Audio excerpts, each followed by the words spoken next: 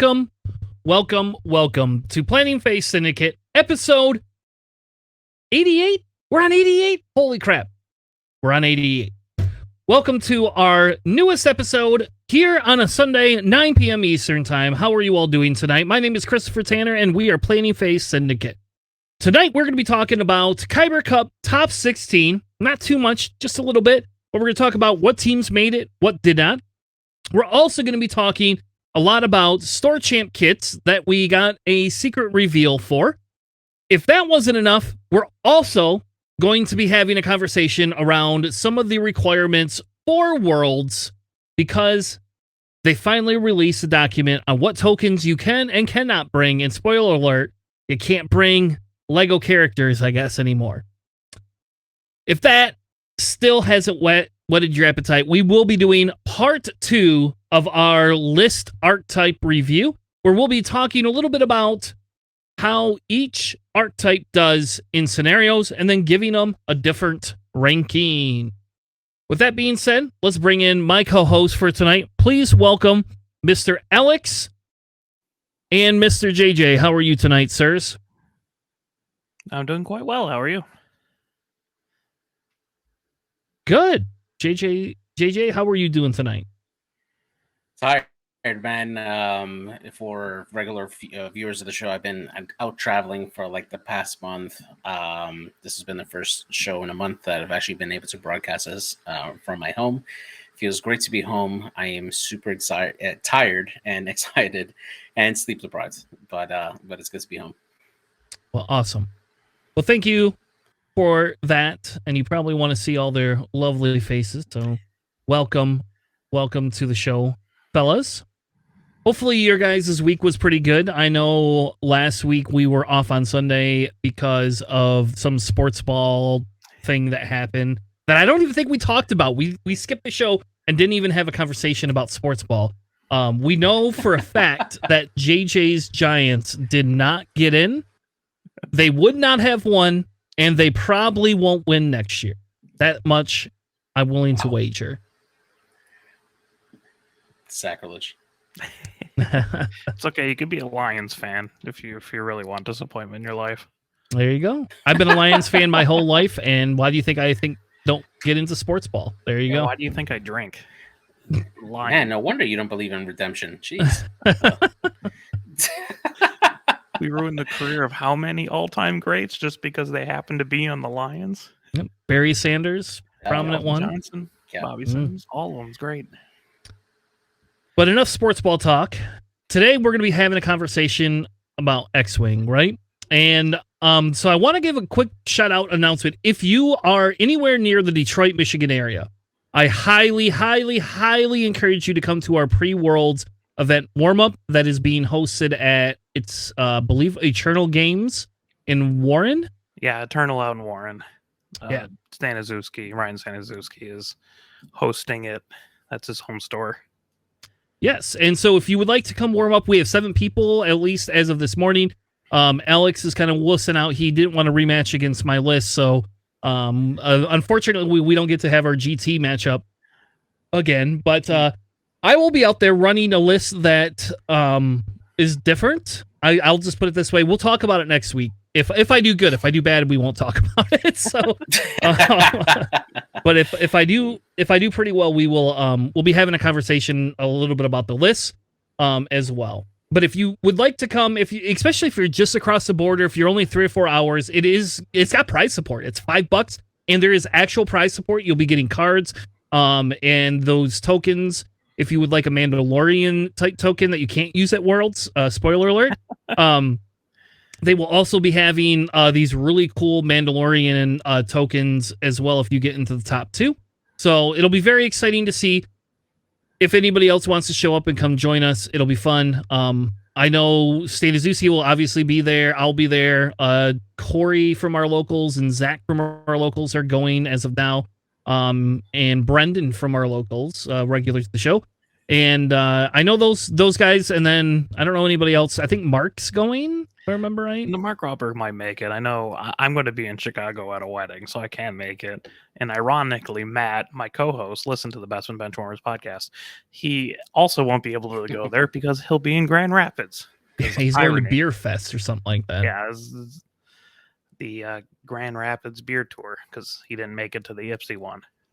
Yeah. That's actually usually a pretty good time. I don't drink beer, so for me, I could care less, but it is like I have gone down for some of the food before, and that's pretty good, and there's always tons of people there. So they're good times. Yeah. Well, why don't we start with the conversation about Worlds first before we get into anything else? I think that's probably the smartest thing that we can do. Getting into Worlds, essentially what we are looking at is a document that somebody put out. I have no idea who. I know Stan Azuski shared it. JJ has shared it on our our Discord page, and we'll share it later on our Facebook page.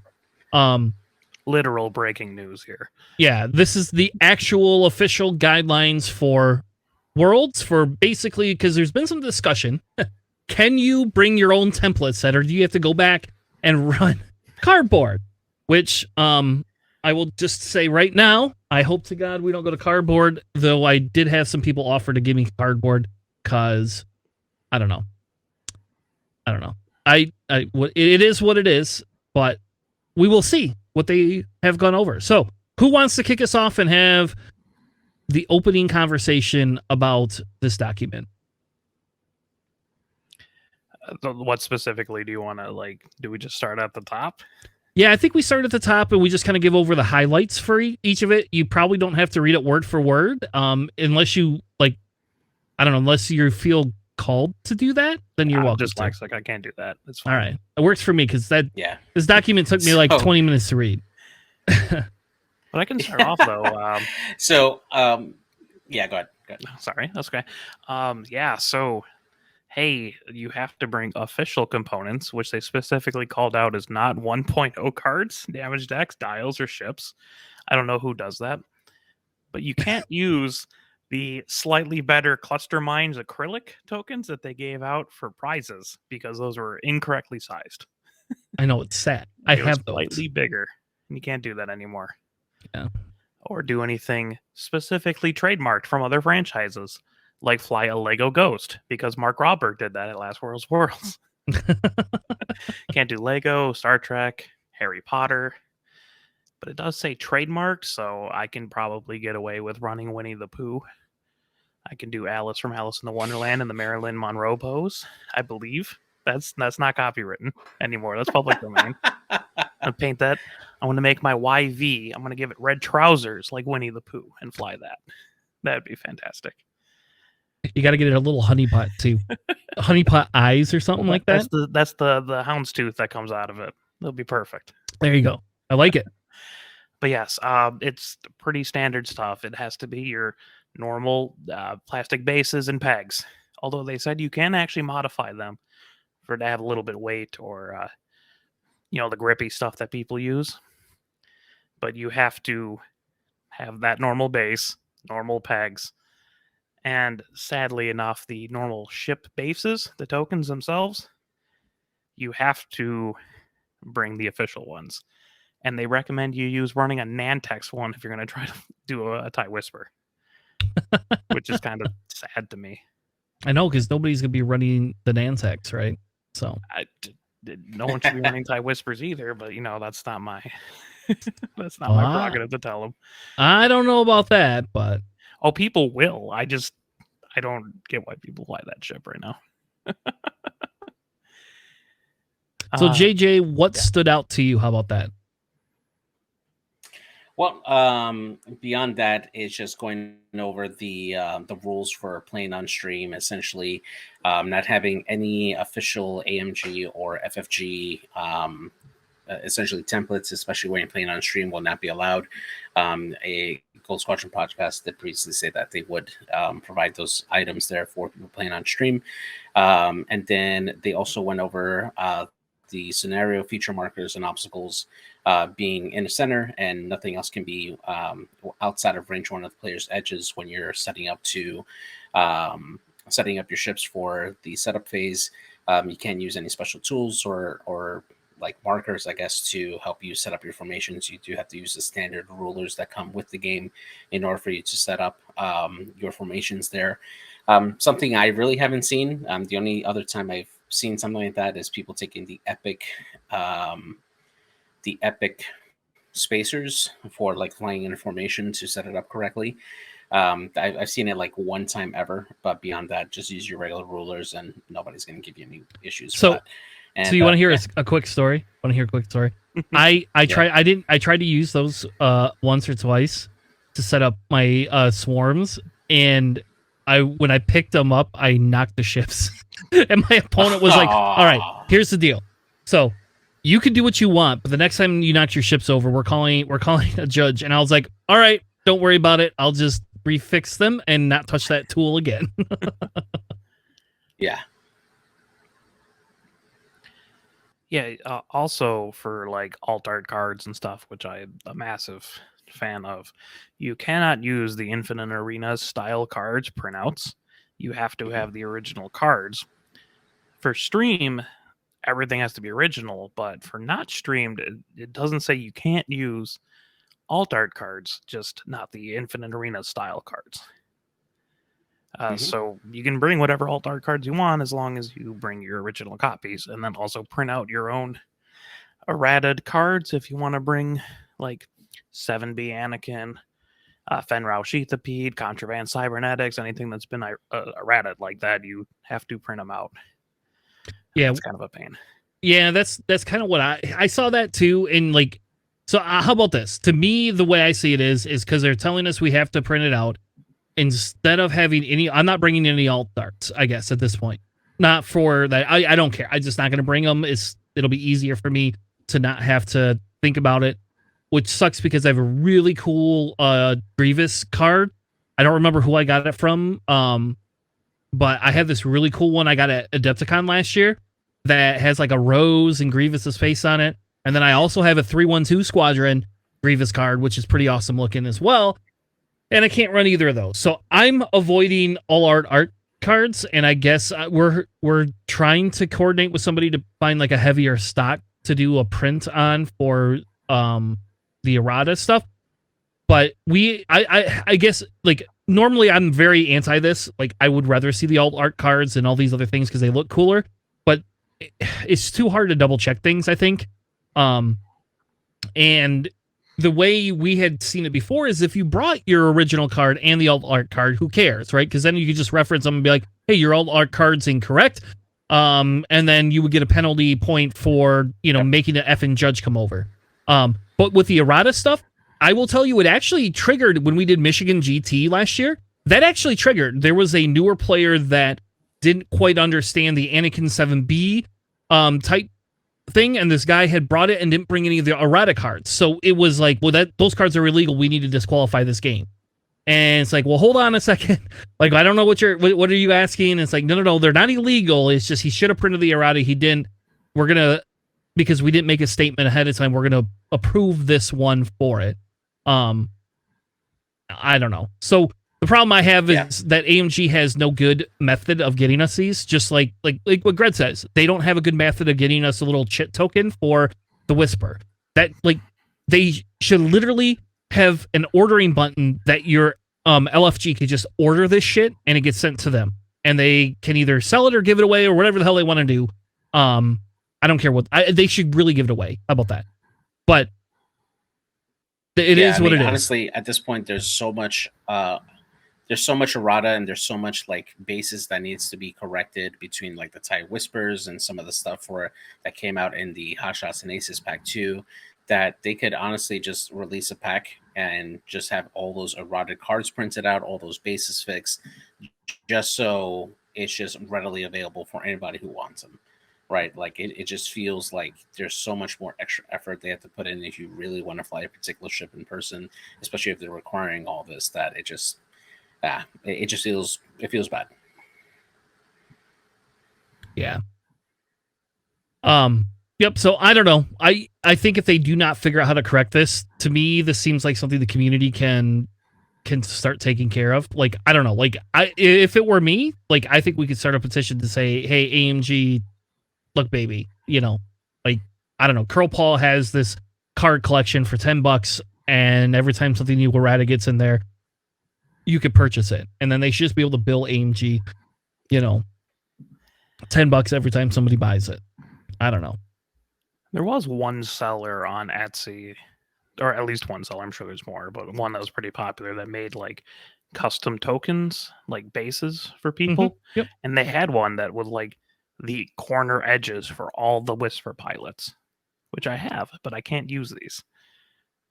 Yeah, and did you notice they did not errata the stuff from the Hot Shots and Aces yet? Right? Some of those edges that are off kilter. So I'm going to openly state, if I go to Worlds and I find something that is, I will be calling the judge like, oh, you are using a guide that is bigger than it's supposed to be. Like, AMG should not allow for certain of those bases to be used, period. Just tell the person whose left guides are really huge to set up on the right side of the board so you can't take advantage of it. All right. That's fine. I like that too. Let the judge tell them that. That'll be great. They did clarify they're going to stick with the miniatures piece where basically you can use any other X-Wing ship that is the same. So like the YT-1300 is a good example, except for they want you to take the escape craft off. So you can run Han from Scum in Rebel and in Resistance. Oh, you can't run it in Resistance. You can only run it. So this only affects Rebels. But, it's just the model. It's just the model, not the dial. Yeah, not the dial, just the model. Nobody wants the Scum I dial. plan on doing, spoilers, I'm going to use the customized YT-1300 because that's the only one that's in good shape at this point in my collection for my Falcon Poe build. But I guess I've ran 3 Falcons before, and I've used all 3 just to trigger people. Yes. Well, you know what's sad is I actually have one of each of the different ones, but not duplicates of all of them. So, like, if I ran 3 Falcons, I would have to do that. Like, I don't. There's zero reason for me to buy 3 Rebel Falcons. That was just. I probably didn't even need all 3 of them from each of the factions, but they look cool. So, I don't know. Actually, there is one thing in here about dial covers. You have to have an official component dial cover if you are going to be on stream. Yes. Which is, some people have, like, I think the Crates did a dial cover. I have, like, a Liberty Squadron dial cover and stuff like that. So I will have to take those out, unfortunately. Yeah, and when we first started, we actually made custom dial covers. Matt did for us. Actually, I don't know how many people even have those. Man, I should go through my collection. I wonder if I got more of those. We should give those away. Anyway, you can't use them at Worlds, though. Don't try. So that means we can officially, though, use the rotomolded, the hard plastic ones, correct? Yeah, they sell? The official FFG ones that came out back in 1.0, yes. All right. So I have 9 of those for Separatists. Because you can't buy 8, and you can run 8 ships. So, I will not be running 8 ships. You also have to use the official scenario features on stream, but you can use your really nice crate felt ones if you want to casually. And by casually, I mean not on stream. So me and Chris were lucky enough last year to get the official objective markers from last year's World, so they should work, thankfully, if you were there at Adepticon last year. And we also got the 1.5 ruler, which I don't think I've ever used since we got it at Adepticon. So yes. Yeah, I have not used mine since Adepticon. We used them at locals, and then somebody's like, just measure with the mats, and it's like, oh, yeah, I could just do that. 1,000 times easier. Yeah, I know. Though I might bring my 1.5 ruler and be pushy about it when we play, just because I found out all mats are not equal. So this is a misprinted mat. This is a misprinted mat area. If you know the mat is small, you got to put the 1.5 on their side, so it pushes it a couple millimeters. Right? Exactly. Exactly. Yeah. And whichever side you're going to set up on, you have to put it on the opposite side. Shit, when we were at Adepticon last year, we would each put our 1.5 ruler up. I'm dead serious. Like, I will say, thank you, GSP. That was a lifesaver. Like, that was so nice of them to print those and include if you bought a ticket to the the championship, whatever the hell they were calling it back then, you got one for free. So, I got a second one. I don't know where the hell I got my second one. So anyway, the templates that they are allowing is essentially on stream. It has to be anything that has no other logo. So I'm going to consider my templates okay to run because I have a Thrawn logo that nobody really knows is Thrawn unless you know what, if you know Thrawn, then you know what so it has nobody's name on it. But I'm worried because I have a GSP template case that I won last year. That I don't know if I can use or not, but I guess, I don't know, like, I'm hoping I can because I really don't want to not be able to use that because I like that template case a lot. Especially because Corey Heald designed it, so it looks really cool. But essentially, if you have any templates that have names of podcasts on them, I'm going to recommend not bringing them if that's your only template, unless that's your only template set. They also put in there that you have to have the line down the middle. Like, okay, like if somebody showed up to play and didn't have that, I would immediately say you can use my templates, but you cannot use yours. I don't care because like there's no way in hell I'm going to go back to 1.0 template measuring crap, Yeah, I appreciate the irony of not being able. Sorry. I appreciate the irony of not being able to use GSP templates on GSP stream because it's official world stuff. Yeah. Now, I'm wondering if GSP is going to get special permission for on-stream stuff to be able to use templates. I'm guessing that they will do something, or they have just unannounced it. Because technically, so Nick announced it for them. Like, Nick helped make the video that Dion released last week that announced their official sponsorship of Worlds to stream it. And I'm wondering if they are going to get special approved type stuff that you can use on stream. Like, that's my theory, is they're going to have that. Because I will say, like, I always have huge concern with cardboard because cardboard can warp, like it can get bent super easy. And once it gets bent, then it's like, oh my God, like those arc checks just become a pain in the ass. So I don't know. We'll see. I do think that Dion might be able to get away with some of that. But they do mention alt art cards are only for no on stream. I wouldn't bring them. The 2.5 range ruler is positive third party tools that can represent the components you get inside of a starter kit are fine. Anything like any of the ones that have the multiple, like so JJ, the ones that they see, some of them have like little side marks on them, so you can kind of like what TTS is. So you can adjust them up and down. Those are not going to be valid to use. Now I will be honest, like if I see an opponent across from me, I'm not going to say anything about that. Like I don't know if I care enough. Like it's just like the only time I care is maybe those bomb drop templates that I thought were really cool. Because those are really hard, I think, to produce and measure correctly. So I think I might be a little bit pushier about people not using those. But I don't know. Yeah, also to state, as like how it's been in pretty much every tournament, you can only use official dice and official obstacles. So you can't use like acrylic obstacles or like any of those janky third-party dice that you microwave, so they always have good evades. And we know JJ does that all the time.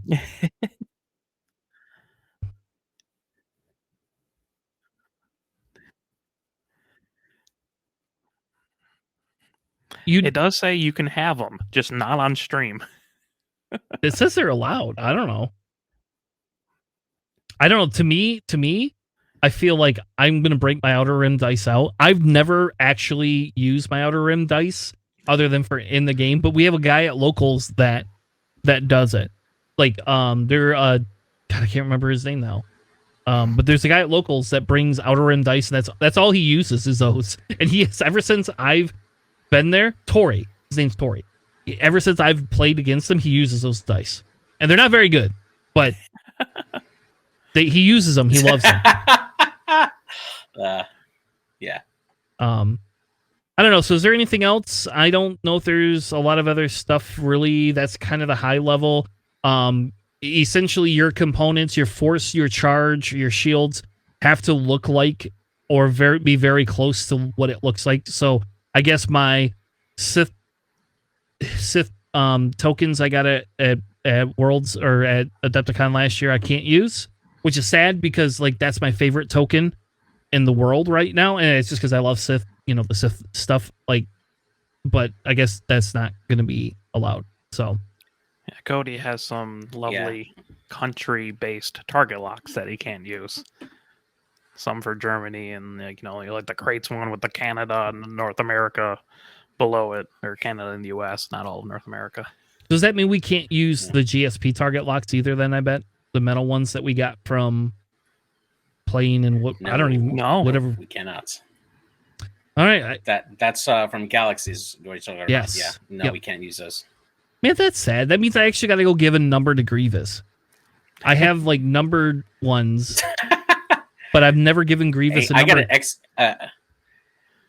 I got a Nickel City like marker that I used for my Reaper. If I was to go to Worlds, I can't even use that. Like, that sucks. I'm going to bring my Plo Koon face token from Worlds last year and use that for my Poe. And then I'll call a judge. FFG project. I'm just going to call a judge every time. Be like, Judge. What the face says is Plo Koon's face. This is Plo Koon's target lock. It's legal. Man. You know what? And especially the best is going to be if you and I get matched up in chance engagement, I'm 100% going to make a judge look up and prove where it was legal so that we waste 50% of the round. And then that way, all I have to do is half damage on Poe, and I win. I've already got this planned out. Somebody get us set up. I got this. Or if you don't run Poe and you run with some other, if you run Sicko like you have been running, then I'm going to do that too. I'm going to do the same damn thing, and I want to be like, all right, target that ship. That ship's going to get half pointed, and then the game will be over, and it'll be like the best game of X-Wing we've ever played. It'll be rough. We're going to get paired up, right? The irony is going to be we're going to get paired up at least once between the 2 days. I have played Cody Wood in 4 or 5 different states. Okay, states. That's how frequently we get paired up in tournaments. And it's not like we're like crushing it. We're like the top of the leaderboard. This is just like, well, it's a single elimination tournament, and this is the first round. Why are we getting paired up? We're in Philadelphia. What the hell? You're killing me. Yeah, I've only played against Crispy in 2 states. I've never had to play against Crispy yet. Not at any official event. But. All right. Well, I think that's it for the Worlds thing. I don't know. We spent enough time on it to choke a horse. I don't think we need to spend any more time. So let's go through a little bit of Kyber stuff. We don't actually have to get into too much. I do think some of the interesting pieces is the Bruna boys went 2-1. So they moved on. Hexile Gaming, I don't remember who's on that team. They went 3-0. Matt Carey's team. Tauntcast 186, they aired their last game. That game was aired on Scotstream today. That game was a hoot to watch because the guy misdialed his Iden and Moth Gideon dials, and he put Iden dead center on a cloud. And then Moth Gideon went 2 straight and bumped and landed on the cloud too. It was horrible. It's like, so like that 100%, like that easily, like just I think that just killed that game. But it was still pretty close. Like, and in fairness, the other opponent was winning still. But I don't know. So then we had the Italian team went on. I don't know who PDX wing is off the top of my head. Sexy Gonk Droids moved on. Yeah, I was gonna say PDX is John, PDX, Obi-Wan, and Jeff McLean is on that team. And the official team France moved on, and then the People's Front of Jeddah. So next week will be top 8, and then we have 2 more weeks of Kyber. With all these European teams, I'm not getting a lot to stream very many games. So, anyway, we got Greg's League coming up pretty soon. So if you want to check more out, when we get into top 4, I think we'll start to look at some of the lists. I think a little bit more. We'll break down the 3rd and 4th place people next in 2 weeks, and then after that we'll break down the finals. and look at some individual records and things like that. Again, I want to be very cautious with this just because you do get to do matchups. So it's, for me, it was a little harder to gauge some of the stuff with that, with some of those lists, but there's a couple of clear lists that I think work outside of this. And we'll get into those. All right. Did anybody else have anything about Kyber before we move on? No, I was just going to mention that, like, you can kind of gauge which factions are doing pretty well, because, like, 7 out of the top 8 teams have an Empire list. You know, I think it's like 5 out of them have a Republic list. There's, like, 3 CIS lists, but, you know, generally they do well. There's no scum in top 8 somehow.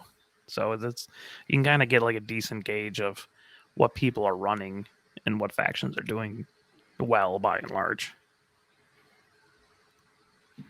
All right. Well, let's get into the Store Champs announcement before we move on to our final segment.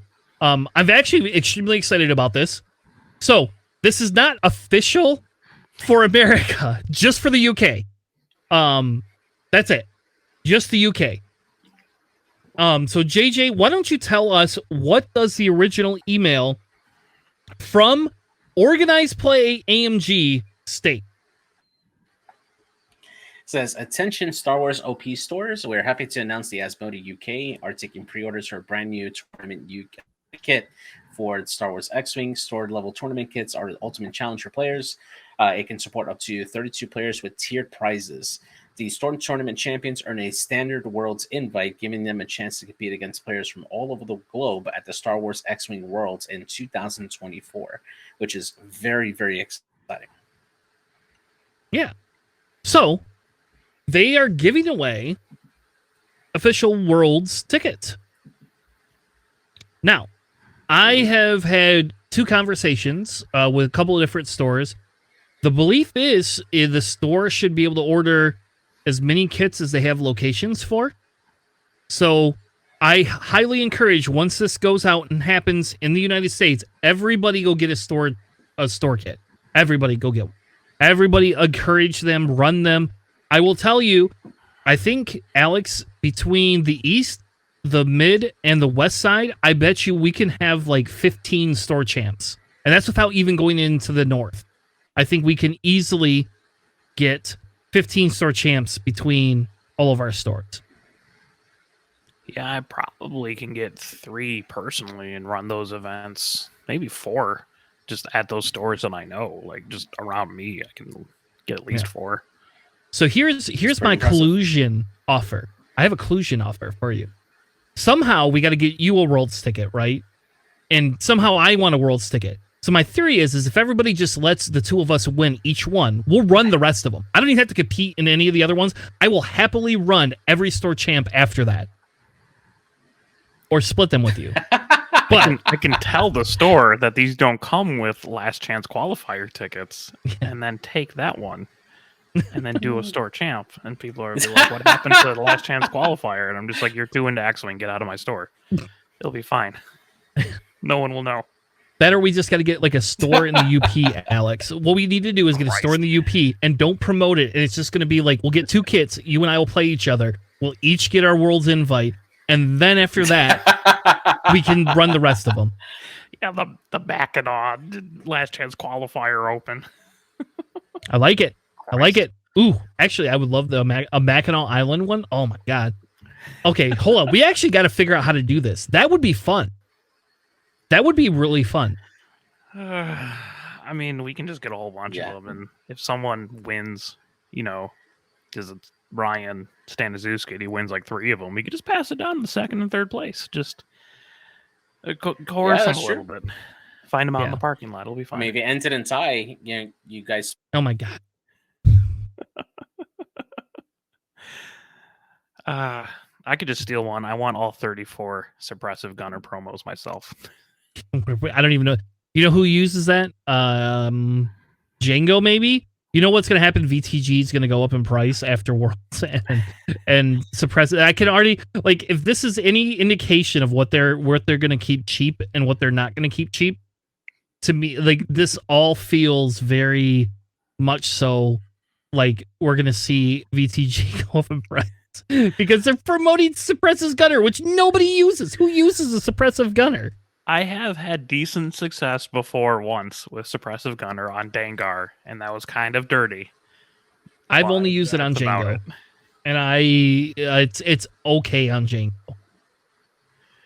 Yeah. I think it's better on just lower initiative ships, honestly. You know, you tend to not have tokens, and if you manage to get the trigger off and you have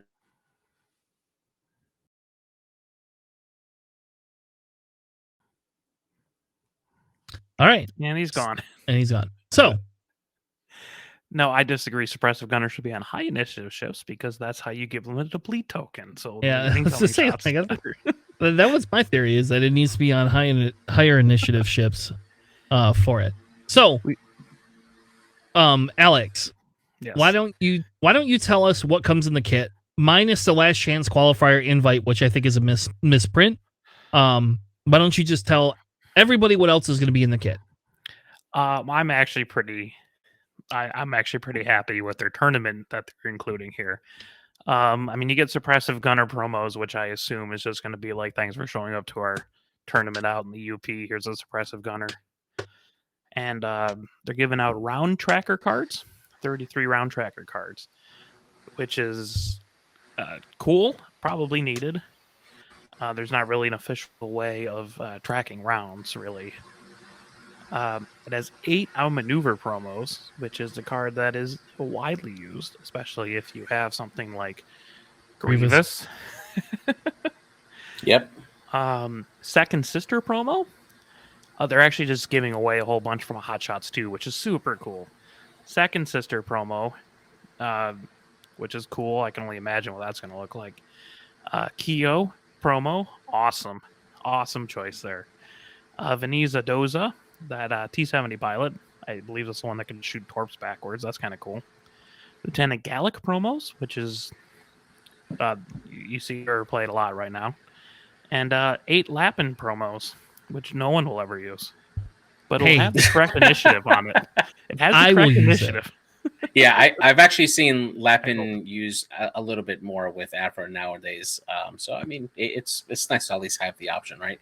And from what I understand, the Poe Dameron promo, that's going to be the YT 1300 Falcon. I gotta get that. Yeah, the Falcon one. Yeah, it's going to be awesome.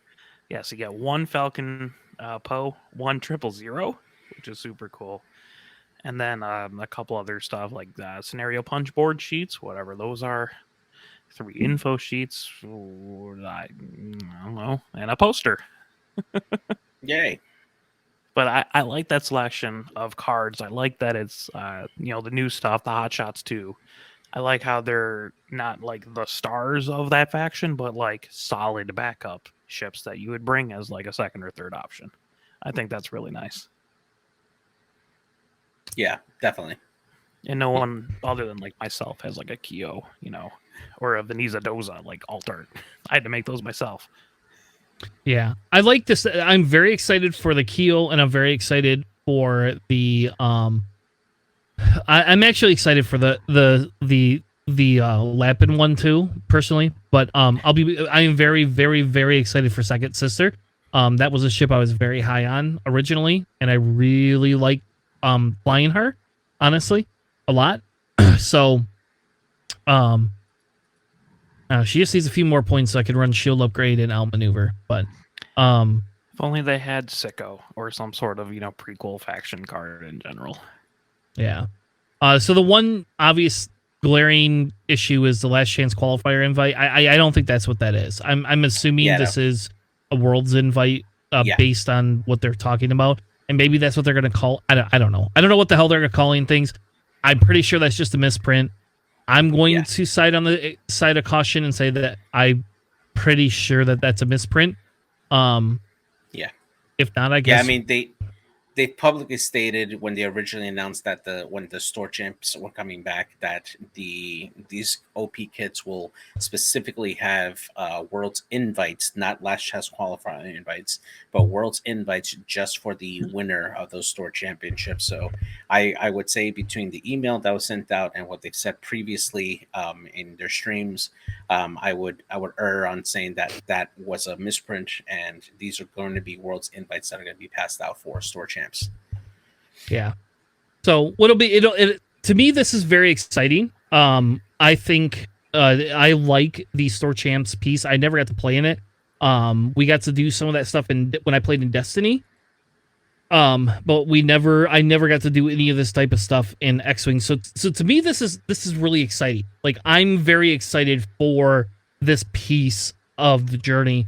And again, like, if stores can buy them based on how many stores they have, and if they're reasonably priced, like $50, let's say, this is going to be huge, right?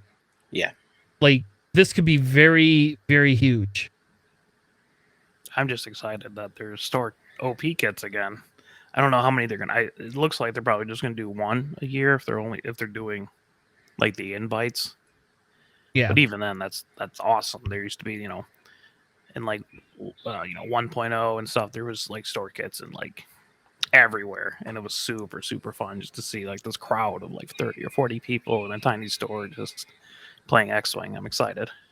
Yeah. And if it is last chance qualifier tickets versus world tickets, I don't have a problem with that either. Personally, I think that's cool as well. I don't know. I'd rather have my world's invite, but it is what it is, right? So I don't know. I'm excited for this. It does show that they're going to do some OP. So we're not left to our own devices right now, which is what I've kind of felt we had been at, is like our own, like, how are we going to all do this? And I don't know. So to me, this is pretty exciting. I can't wait. Yeah, absolutely. Well, all right. Well, there's that. I will say, if you are in Michigan and this is a actual Worlds invite, depending on how many stores can get these, there's a possibility that Michigan GT will be officially 2 Worlds invite tickets. We haven't decided how we want to do this. We don't know what the rules are officially yet, but we have official off-the-record sponsorship. I guess I won't name the store right now, but I have already talked to a store that has, if they have the ability to get 3 of them, will be sponsoring Michigan GT with 2 of them if I cannot convince AMG or Asmodee to give us Worlds invites to Michigan GT. We 100% don't know how this is going to work yet at all, because we haven't seen what these kits are, and they haven't been released in the US. But as of now, as long as that store has the ability to get at least 2 of them, they have officially offered to sponsor Planning Phase Syndicate and Michigan GT for with these kits, which means we'll be capped at, we didn't talk about how many people, but essentially they're capping that at 32 people for each store championship. So if we get 2 of them, we'll either be running 2 pods of 32 or we'll be running one with 64. Again, I'm not making any big announcement other than I am helping run Michigan GT again. And awesome. Like I said, the store I've talked to has given us permission to get these kits and get them into the prize pool for Michigan GT, unless something says you can't do that. So, yeah, just excited to get OP back out again for the community. That's just really great support for like helping expand the game, getting more people out there playing competitively. For me, I've definitely seen amongst the different Discord channels, just, a lot more interest from newer players coming into the game, wanting to learn the game and stuff. And I think having these type of events leading to a World's invite will help drive new blood into the game and just help the game live a lot longer. So yeah. All right, let's move on to our Academy 101 segment.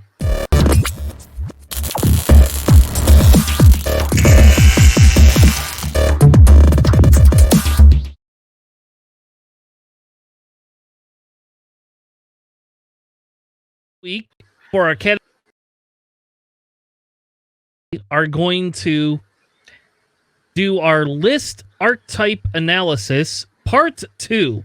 So, just to kind of review real quick, if you hadn't been a part of part 1, which I guess I completed part 1 and part 2 in one segment, and I didn't realize it last week, so the guys kind of told me to push it off to this week.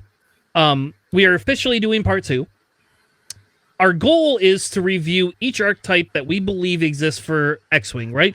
We're going to dissect lists, strengths and weaknesses. We're going to talk about the defining building blocks, the philosophy behind it. We're going to review scenario interactions of these archetypes, best strategies for winning.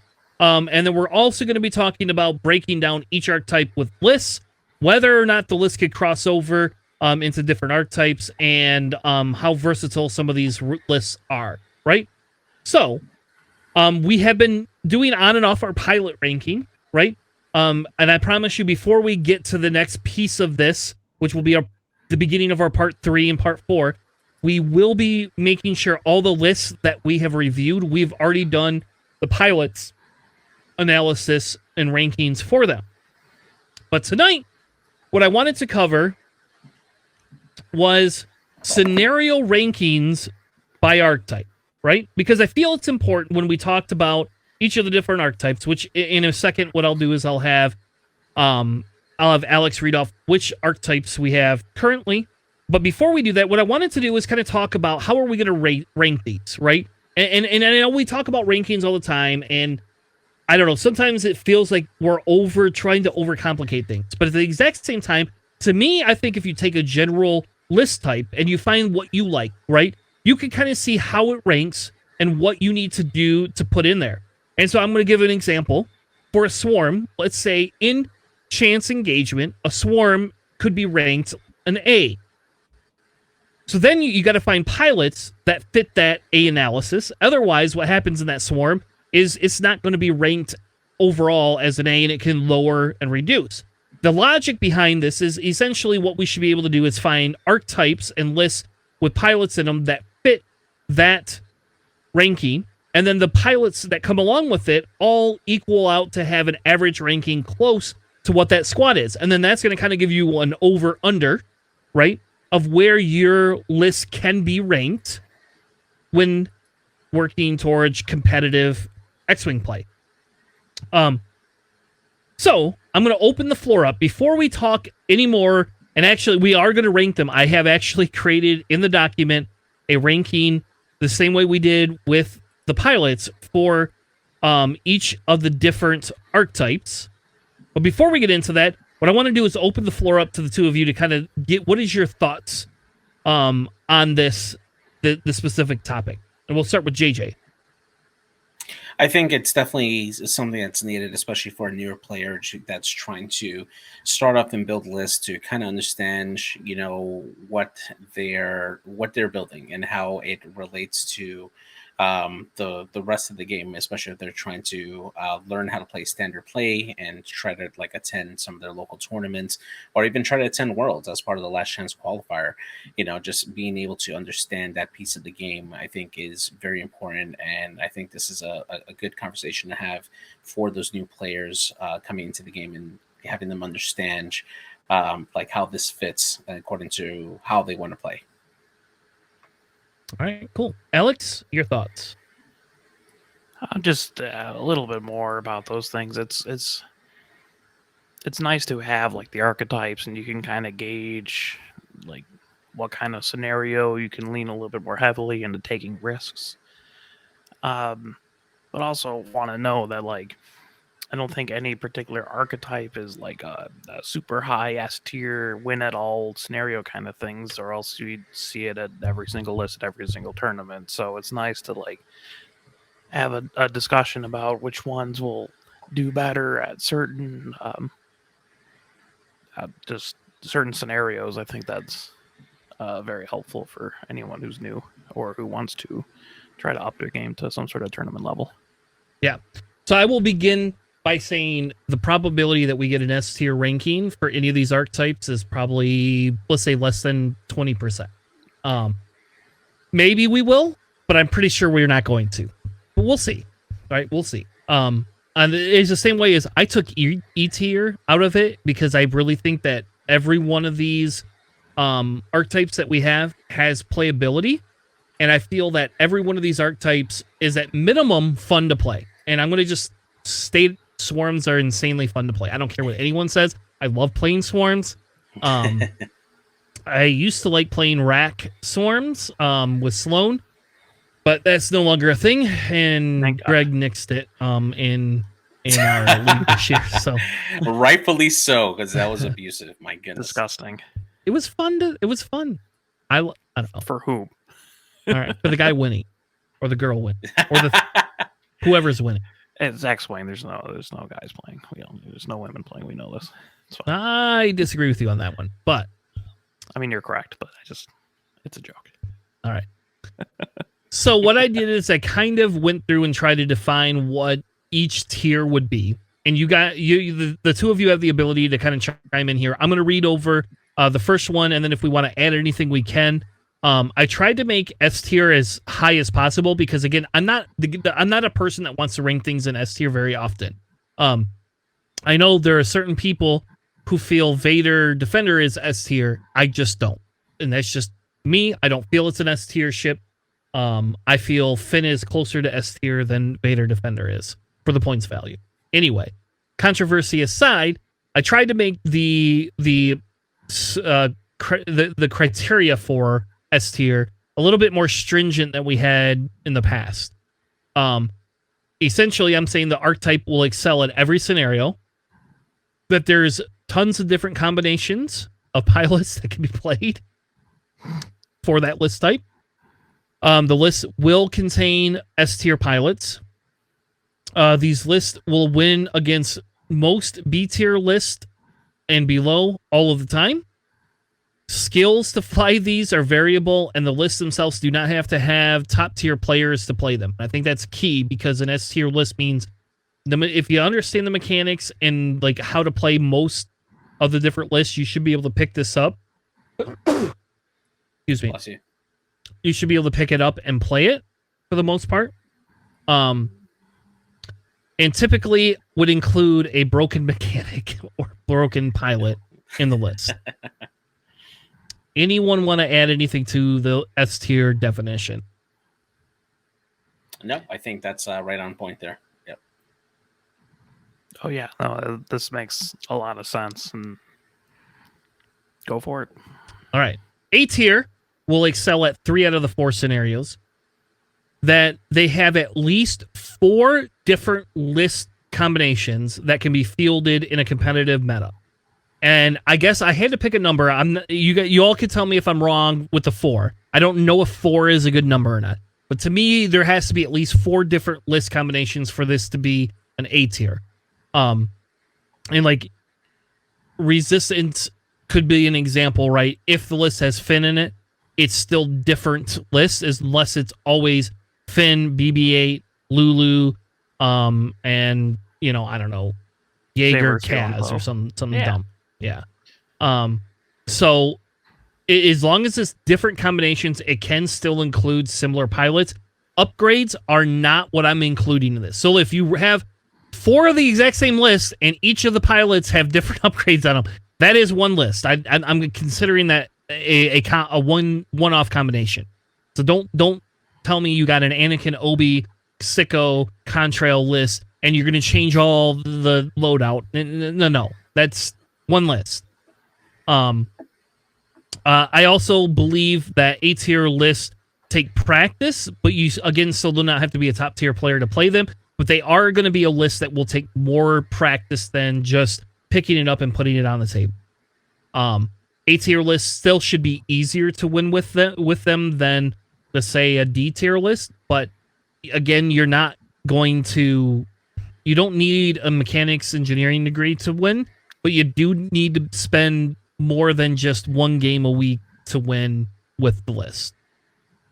I also said these lists potentially have the ability to be a higher tier with higher caliber players. So, again, we could just take, I don't know, I'll pick on JJ and say JJ is a top tier player.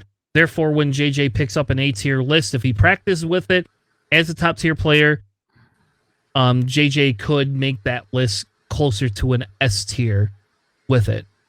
I appreciate that. Thank you. You're so kind. So, anyone want to add anything to A tier?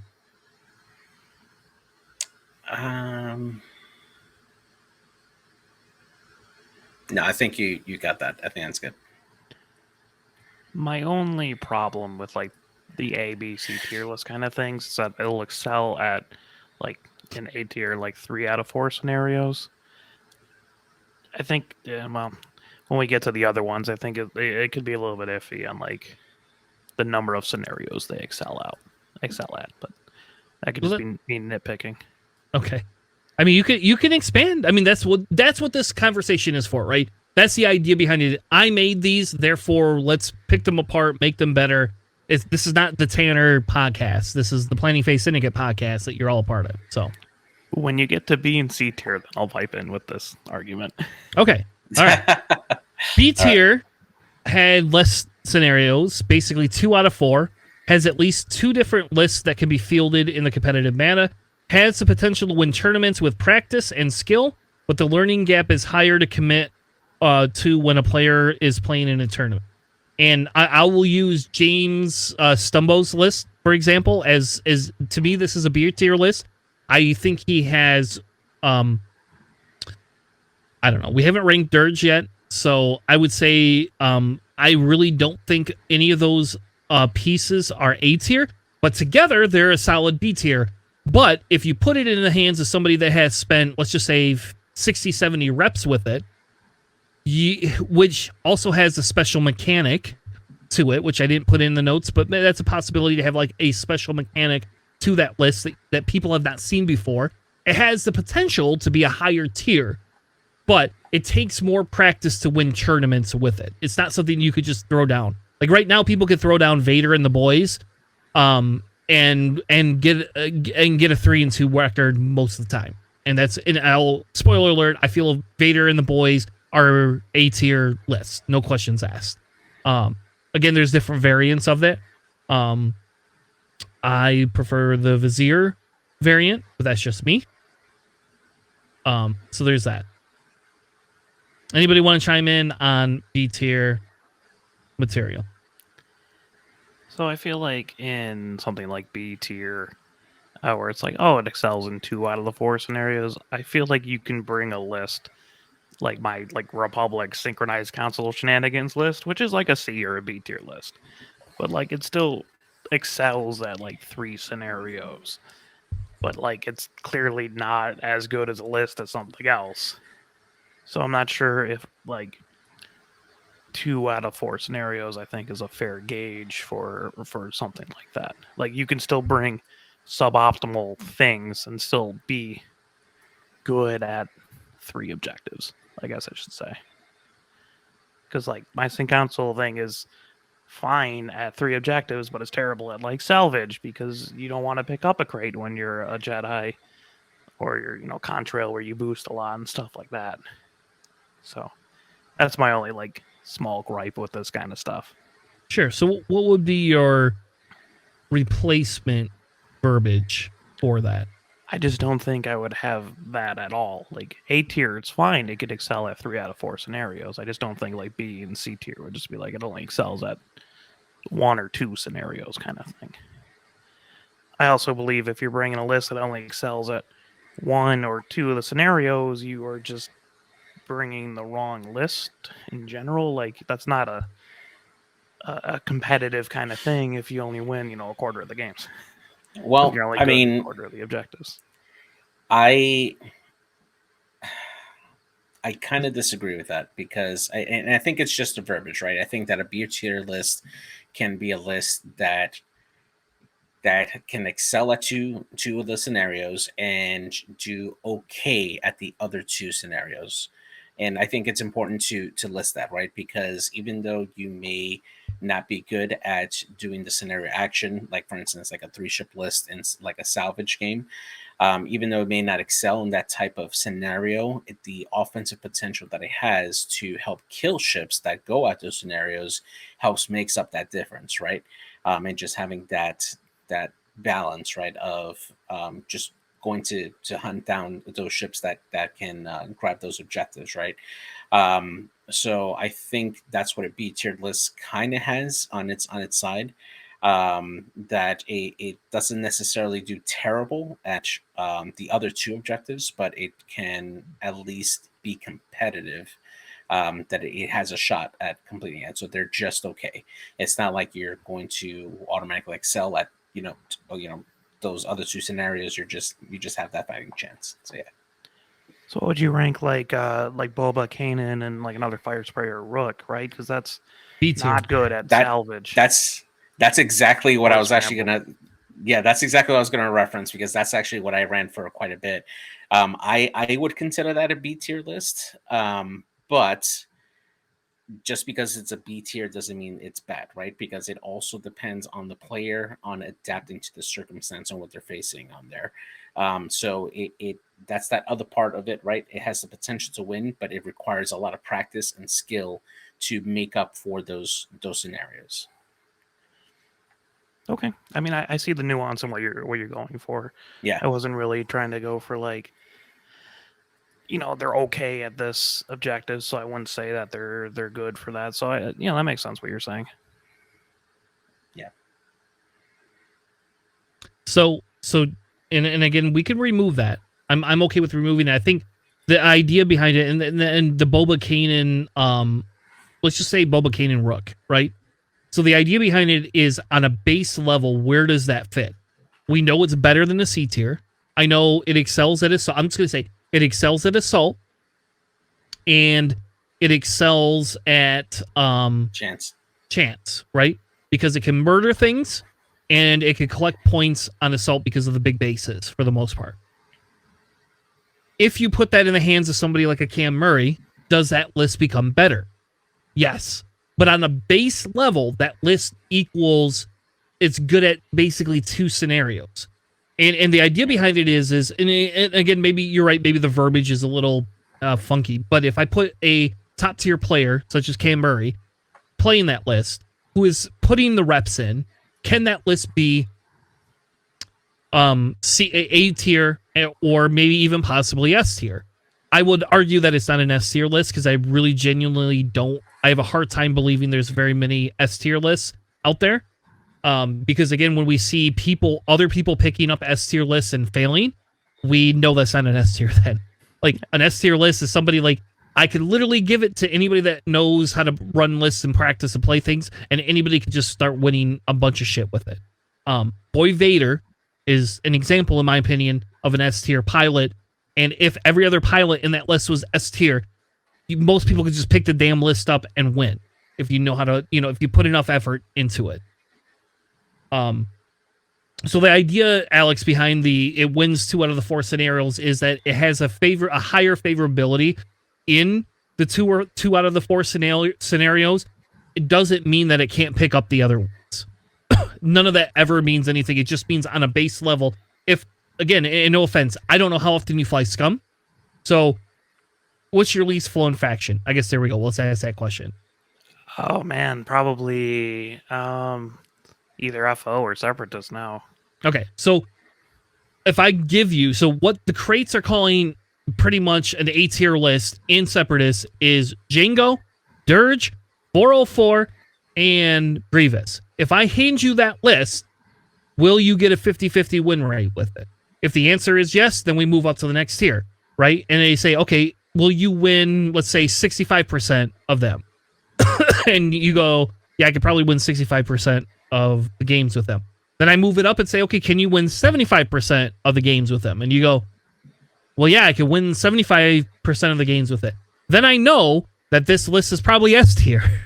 If you can't, then I know it fits into the A tier category. And that's kind of how I see things. Because for somebody that doesn't play Separatist, whereas I play Separatist way too often, it's kind of the same thing. If you give me Poe Falcon, I won with Poe Falcon and some crap other ships. I did. Like, on Extreme. Like, Poe Falcon's a really good piece in that list. So that's kind of the understanding of, or that's kind of how I was categorizing Does that make sense, or do you want me to change the language for it still? Oh no, it makes sense. I just there's also like it's a little bit weird doing something like a B tier for a list that's like very, very hard, like PvP kind of list too, because they're not out to do a lot of the objectives. They're out to just outright kill the other lists and win off of that. So I think there's a little bit of an odd space in there too. But I'm not sure if any archetype that we're going to go over is like a strictly PvP kind of thing. The closest I think we're going to get to like an alpha strike, which I'm not sure what scenarios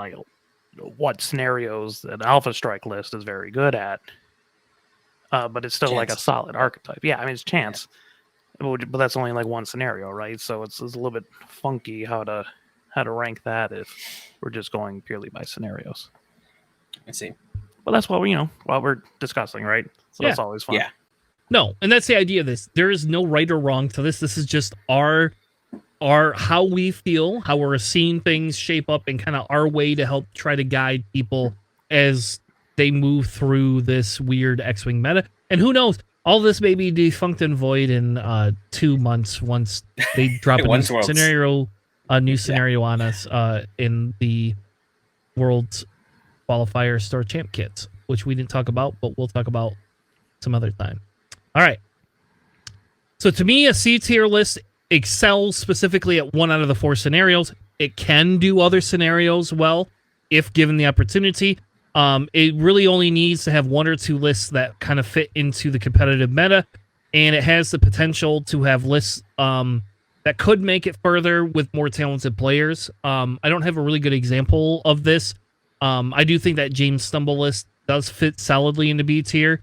A C tier list, I don't know. I don't know what would fit into a C tier list yet. I guess we have to kind of go through that piece of it. Is there anything else in C tier that we want to add as criteria? No, it seems fine. Okay. In a D tier list, I just basically said it's not competitive, it's unique, it's fun. There we go. Like, that's really it. It's janky, and it's just there to just have fun. Yeah. Like Torkoal Mux. Yeah. Or for Tri-Fighters. Yeah. All right. So I created in our pilot ranking sheet I took all of the different archetypes that we have, and I figured why not just go ahead and let's rank them. Fair enough, everyone? Does that work for y'all? Yeah. All right. Yeah. So, who wants to go? Who wants to be the guinea pig for it? And we're gonna take. I don't know. Let's take Alpha Strike first. That's what I want to do. Alpha Strike first because that Alex brought that up, and I think that's a good point. And I think that could generate the most conversation out of this. Okay. Now, I do have a question for this particular ranking. I see the column there for faction. Are we specifically talking about a particular type of? Nope. That's just a mistake. That's just Tanner copying and pasting and not thinking about it. All right, good. I'm just making sure. Okay. So I'll give my rankings here for Alpha. So for Assault, I'll actually give this a B tier. Alpha strikes typically tend to group up a little bit together. So it kind of works for them and against them at the same time. They have a pretty good chance of contesting objectives if they're staying close by. So that way they have more bodies on a particular objective point, and they have enough firepower to go support their Alpha strikes, usually with ordnance like torps and such, to help eliminate bodies that can go and contest those particular spaces. They're very strong offensively, and if the dice play their way, they can easily decimate an opponent's list, and it makes it harder for that opponent to contest the objectives that they're on. I think it's a solid B. The reason why I don't have it a little bit higher is because jam is a thing. Jam can absolutely mess up an Alpha strike. Also, spacing with the correct placing of obstacles, it can help break up that Alpha Strike formation, so you end up splitting fire, not effectively being able to take out ships when you need to. And if you're concentrating all together and your opponent spreads out, they're able to contest more objectives, then your list could potentially do it. So it is really dependent on the pilot to overcome that particular vulnerability that the Alpha Strike has. But they do have a very good chance at performing well at that. Chance engagement, I'll give it an A. Again, in this particular scenario, they do a lot better because they're trying to go for those points. And Alpha Strike list, especially with Ordnance, is really well at getting those half points off, if not getting whole points off of ships. If they're able to delete a ship, they don't have to spread out for an objective like they would during assault. So they can concentrate fire on a particular target and wipe it out with effectively and getting those points out fast. So I think they do very, very well there. For salvage mission, I'm gonna give them a C. A lot of the Alpha Strike list rely on having those actions to help double mod their shots, and if they're taking an action to pick up a cargo crate, it kind of reduces their effectiveness. On the flip side, if they're shooting with torps like proton torpedoes, that absolutely helps them take out salvage carriers or discourages the opponent from grabbing cargo, especially if they have a target lock on them. So they can hunt them down. But again, we go back to the same issue with assault. If they spread out or get out of arc or out of range, or if they get jammed, then their effectiveness goes down, and it's hard for them to catch back up if they end up starting to spread out. Scramble, I'm going to give them a B. You can typically hold an objective point with one of your support ships that are using an Alpha Strike list, grab that objective and essentially defend it by being very offensive, and being able to defend that scramble point with a very good offense there. That's typically pretty good. You don't have to cover as many objective points as you would in like salvage or assault. But I think they still get a pretty good amount of coverage with just 3 points, and being able to punish your opponent if they do decide to come straight at the meat of your list. All right. Alex, you want to be the second guinea pig? Yeah. For Alpha Strike, for Assault, I think I would actually give them a C tier. Typically, what we see for Alpha Strikes is ships that have to be clustered together, which does help for one objective for Assault, but you're ignoring the other ones. Like, they can't spread out nearly as well as like a Swarm list, for instance, or like a Salad list for Assault. So I think it performs like average there. Like, you can, with an Alpha Strike, obviously you're trying to eliminate a ship as fast as possible, so you can like alpha a ship off the board by, like, if they were a lonesome self trying to get the assault point.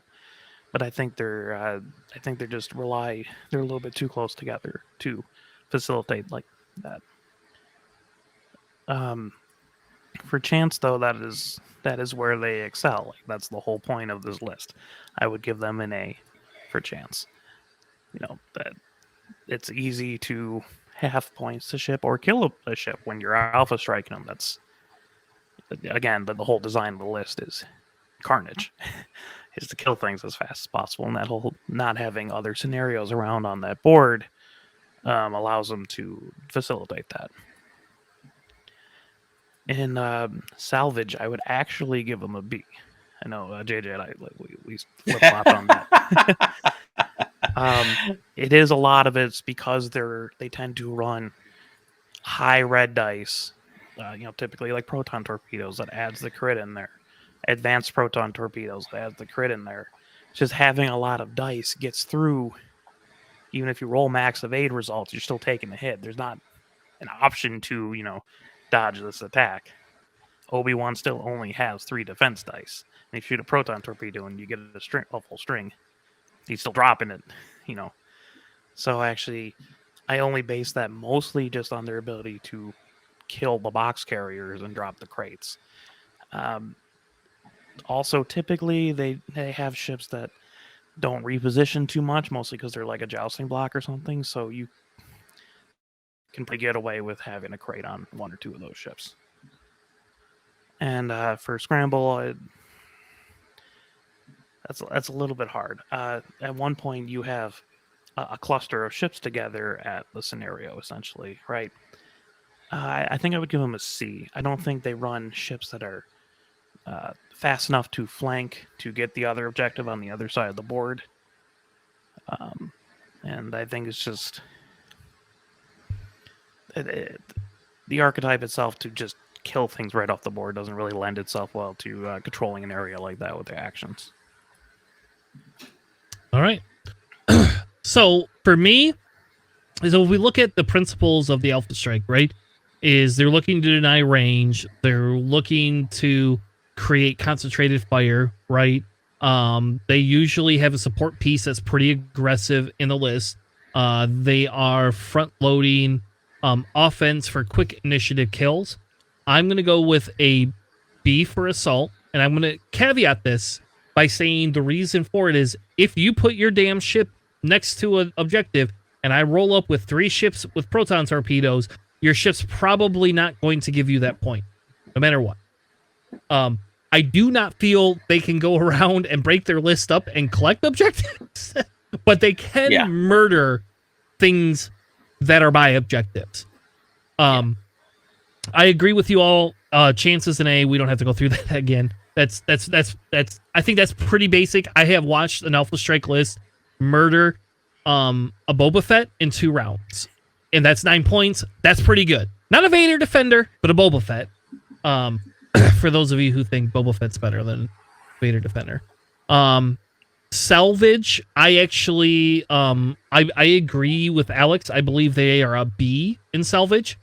And I say that because to me, when we look at who could pick up that crate, yes, they have lower green dice, but typically they're going to have some sort of a ship in the back that can pick that up, or a ship that says, fine, concentrate fire on me.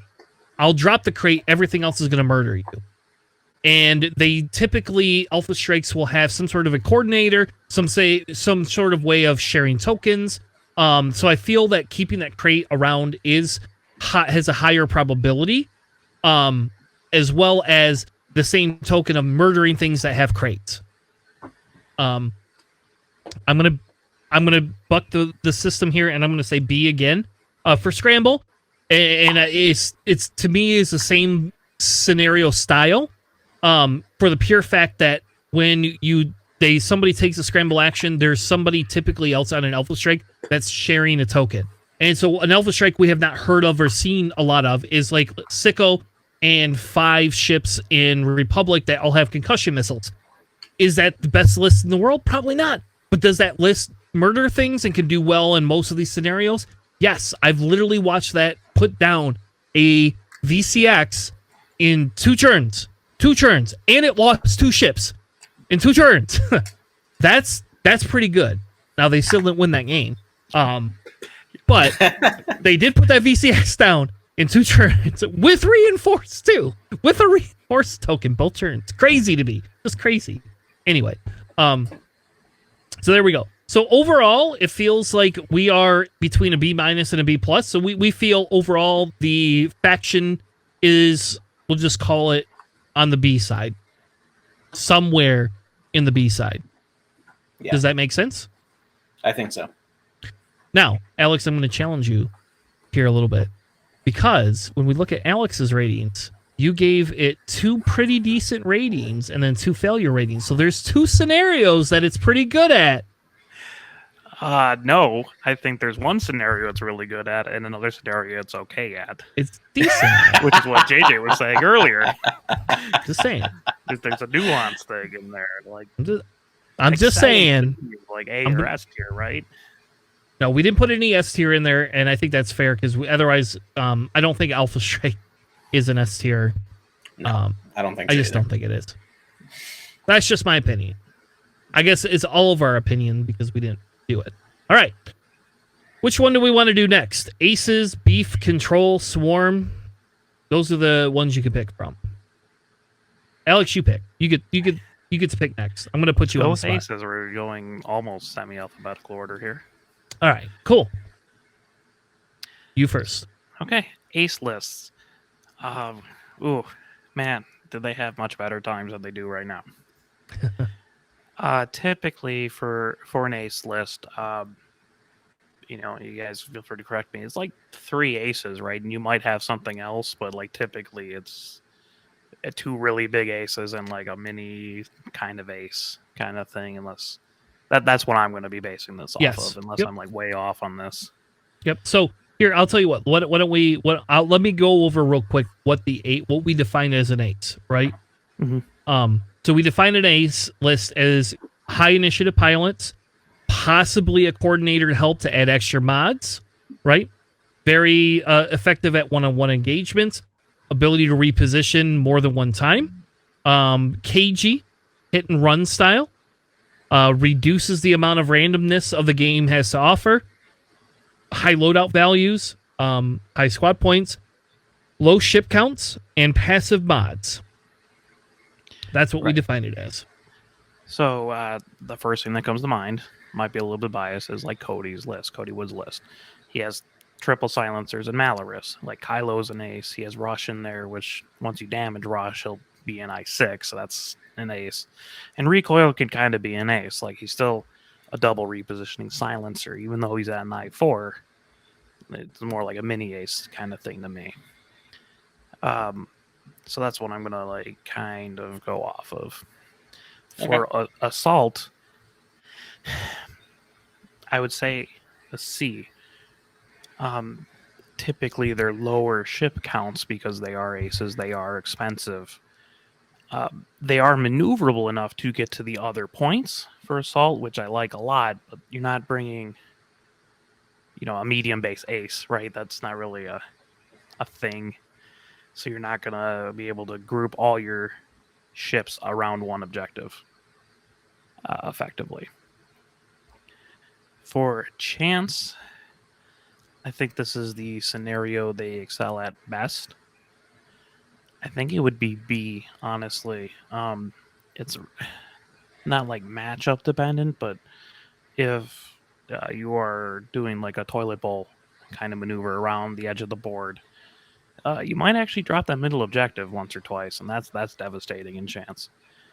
But also, like, you have to, they're flying in a formation. It's tough to break up their formation. It's tough to, like, if Soontir's going against something like a droid swarm, you have to, like, single pick out targets and try not to be in the other arcs of things.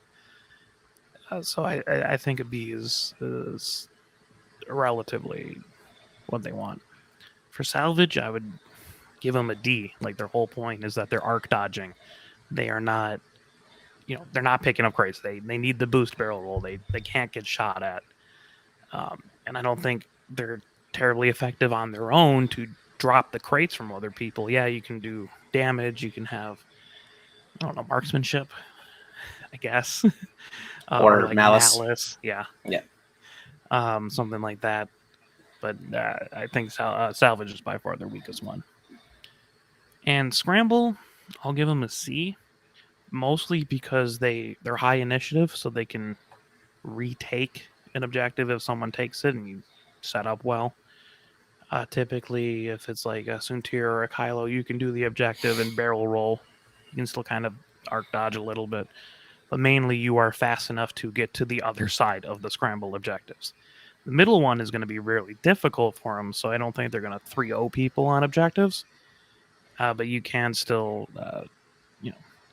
not bleed that much by being able to get to the other side of the objective real fast. All right. JJ, you're next. So I do share your same thoughts with assault. I believe that because they do have low ship counts, that it is harder for them to contest objectives reliably. They want to fly unpredictably, so that way they can arc dodge and outmaneuver their opponents into getting into shots. And if you're specifically flying 2 objective points, that makes you far less unpredictable, right? It's easier for the opponent to set up kill boxes to your for your aces, which could be fragile, and you definitely don't want that to happen. So I feel that they don't do as well in assault. For chance engagement, I'm actually going to give them an A. When you consider passive mods and double repositioning, one of the strongest things that they can do is that they can retain their points by not getting shot at. I think that high initiative reposition aces can easily art dodge a lot of ships. They can get around them, and even if they lose a center objective, they can easily make that up in points by either getting half points on another ship, or by killing another ship at a high initiative, and potentially cause them to lose the center objective themselves if there was the only ship there in range 2. So I think that they have a greater chance of doing that. Passive mods is a big deal for them. That helps them to defend one-on-one shots there, and getting it through, whereas other lists may not have that. So I give them an A for that. Salvage, they're definitely not very good at salvage.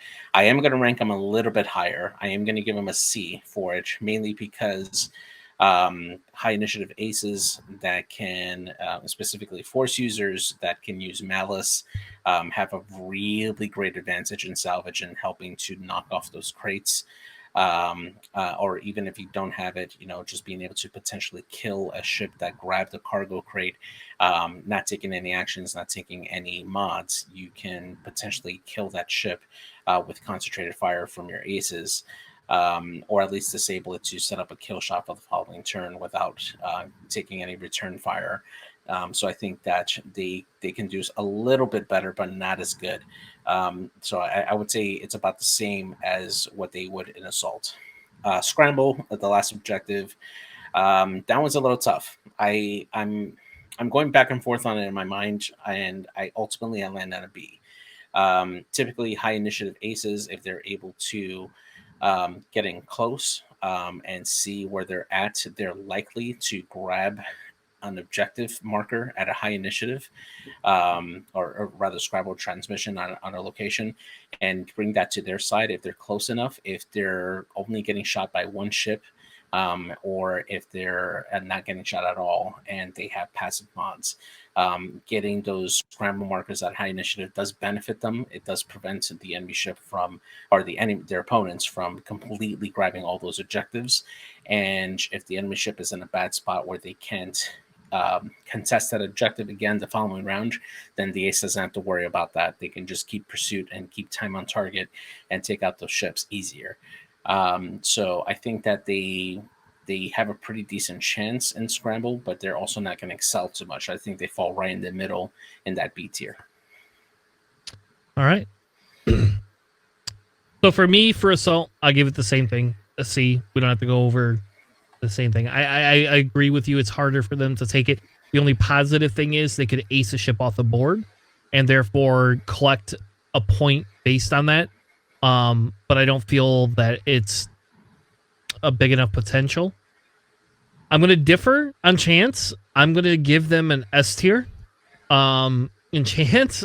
And I say that because I feel that they will preserve points. They will take ships off the board. They will have point ships very quickly, and then they can run and grab the points. I do agree the center objective is hard to keep, but if you're taking a ship off the board every other round, I don't know if it matters as much, but we'll see. Salvage. Salvage I give a C, and I only give it a C because they can knock the crate off. Other than that, I would agree with Alex's scenario that it's a D. That's it. And I also feel having to knock that crate off pigeonholes them into what they want to do. If you have a TIE fighter that has a crate, do you really want to invest your 2 force and a focus, or 2 force and a target lock into a 2-point TIE fighter? I don't know. Or a stupid droid. I have a hard time. Iron assembler. Yeah, iron assembler. Yeah, go ahead, kill my iron assembler unless I serve it up to you on a platter. So I have a hard time with it in Salvage. For Scramble, I give it a B. as well. I'm torn, to be honest with you. Some of me wonders if they are a little bit better at scrambled, just because there is only 3 objectives. They will be able to take it away, and because it is an action, you can do other things before or after it. So to me, it kind of fits between the two. Honestly, I don't know. So I'm going to give it a B on the cautious side of things, just because I'm not a big Ace player, so it's kind of it's different for me. So this one we came out different, guys. Like this one is between a D+ and a B-. So I don't know. What do we come out if I average all of our stuff together?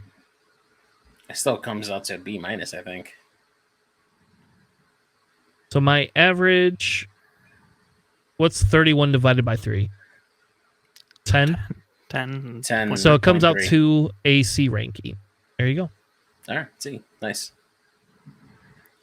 It's almost like they're kind of really good at one objective and Yeah. not too much.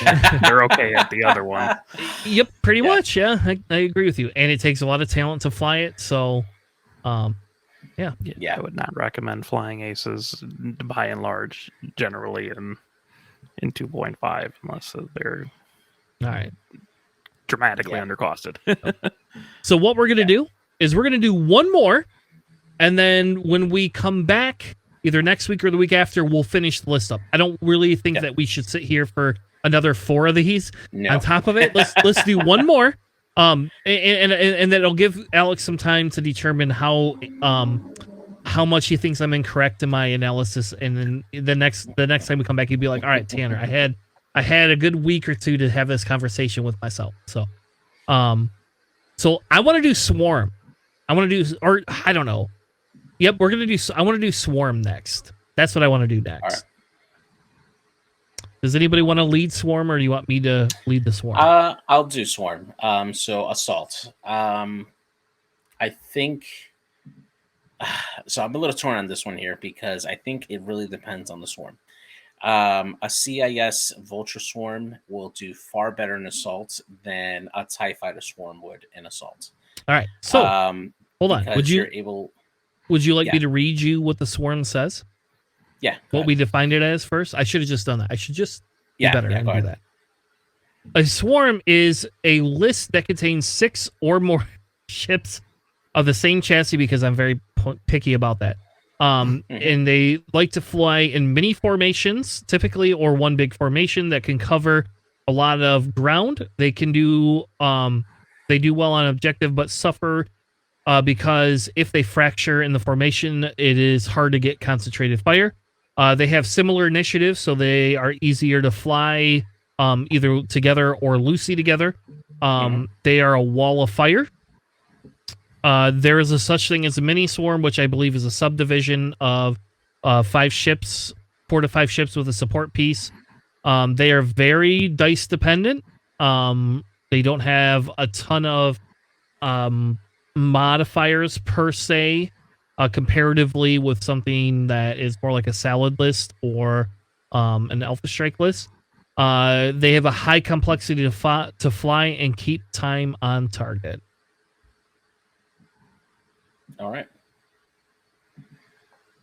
Yeah. So yeah,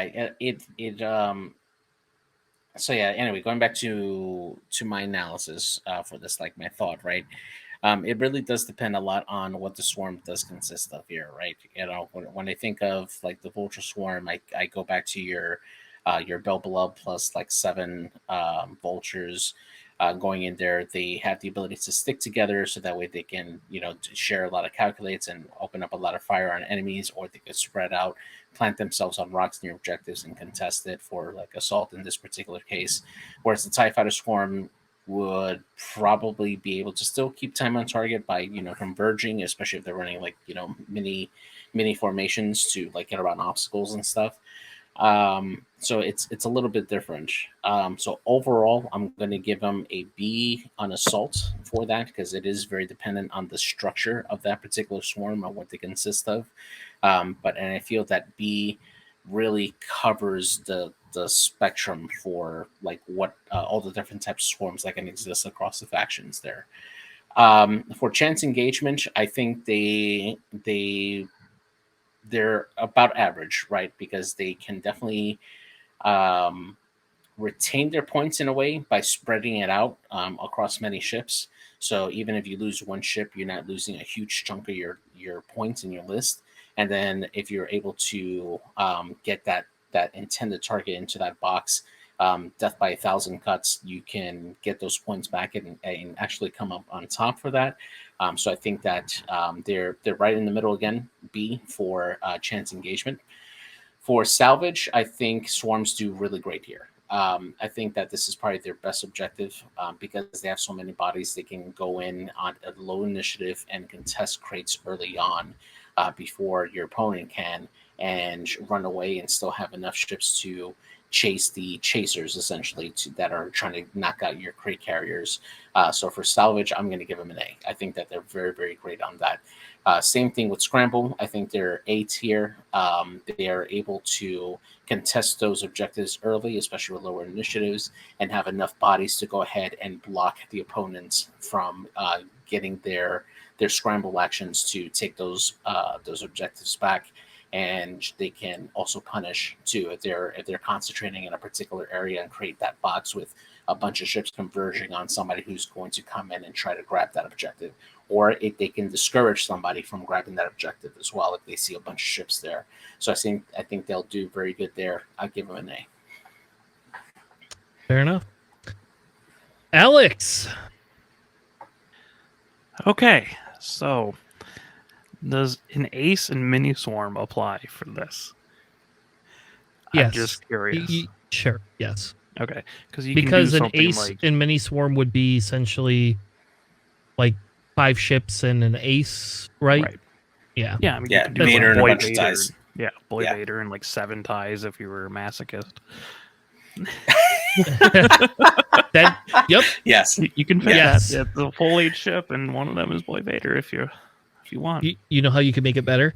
You can have Boy Vader and 6 ties, one of them being Iden and one of them being the Moff Gideon. Yeah, that God. would be my preferred. Oh, that's one gross.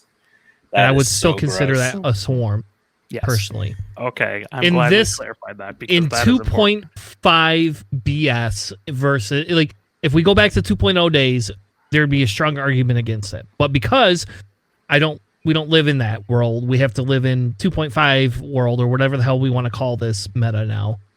I will concede on the swarm because we've already conceded that point. Okay. A month ago. So in assault, I would actually give them an A. You have a wide, a wide body to do stuff. If you're not having some sort of like tether for your swarm, like if you're running like Hull Runner swarm, that would be lower. But I think just an ace and mini swarm, or if you break up, 6 TIE fighters, for example, or 6 droids or something, you can claim multiple objectives and still have enough bodies that even if they had 2 people there, you're at least neutralizing it. Or if they have 1 medium there and they're taking 3 shots coming in, and you're that neutralizing the point, like the whole medium base thing doesn't fit. So I would actually give them an A. I think that's their best objective. Chance, I would give them a B. Generally, they're pretty cheap ships, so they don't bleed a lot of points. Even if they're a lot of them will be 2 to 3 points. If you half out the 3-point ship, you're still only getting 1 objective. So I think they don't bleed a lot of points, but also you do need that strength in numbers to do a lot in chance. And they also, they don't tend to have a lot of health. So they are a little bit easier to kill. For salvage, I would give them a B, mostly because I still think they need their actions. So, again, they tend to be a lower health ship, so they do die. You do have a lot of them, and they tend to be lower initiative, so you do get the crates more. But if someone's coming there higher initiative, they just choose whatever ship has the crate to shoot first instead of just shooting whatever ship happens to be by you. And then for Scramble, I would actually give them a C. I think it's the lower initiative is what really kills that. Granted, you can have a cluster of 3 of them or so by a Scramble objective, but if you manage to get past them or whatever, they won't pick up the scoring point. You wasted your action on taking the point that you'll need to survive over something like if you had like Hilo Ace, for example, you can arc dodge them and kill the one ship that doesn't have the action or the evade or the focus, whatever you brought there. Although droids are a little bit screwy with that, mostly because they can just sit on a rock by one of those and take that as their action and still have a little bit of, especially if they're paired up and they can share the network calculations. So Don't tell people. A lot of it kind of depends on what style of chassis you're bringing.